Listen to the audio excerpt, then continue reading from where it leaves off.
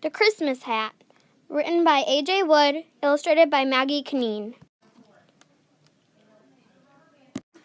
Little Owl was just a tiny baby when Rabbit and Badger found him lost in the woods one fine autumn day. "Don't worry, Little Owl," Rabbit had said kindly, stroking his downy head. "We will take care of you until you are big enough to take care of yourself."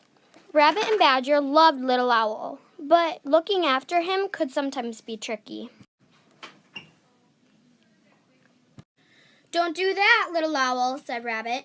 "Or that," said Badger. "And definitely not that," added their friend Mole, as Little Owl began unraveling his favorite blanket. When winter came, the animals could not even see what mischief Little Owl was getting into. His fluffy white feathers blended so perfectly with the snow that he seemed to disappear. "Only a few days until Christmas," said Rabbit happily one snowy morning. As she put the finishing touches on her Christmas cake, she had an idea. "I will make Little Owl a hat for Christmas," she said to Badger, "a bright red hat to wear when he goes outside. That way we will always be able to see where he is and what he is up to." Little Owl liked his soft red present, but he wasn't quite sure what to do with it at first. "Wear it when you go out in the snow," instructed Rabbit. "Then we will always be able to find you."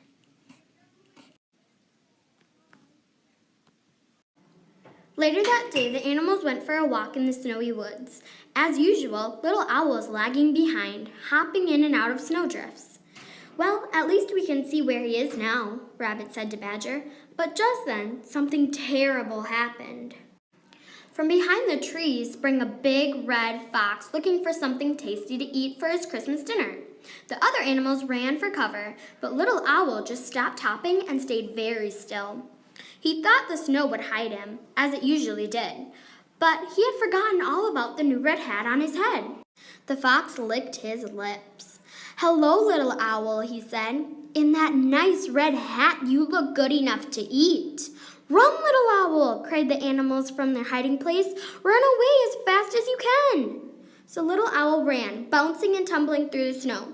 The fox was hot on his tail until... Umph! Down a snowbank fell Little Owl, and off came his bright red hat.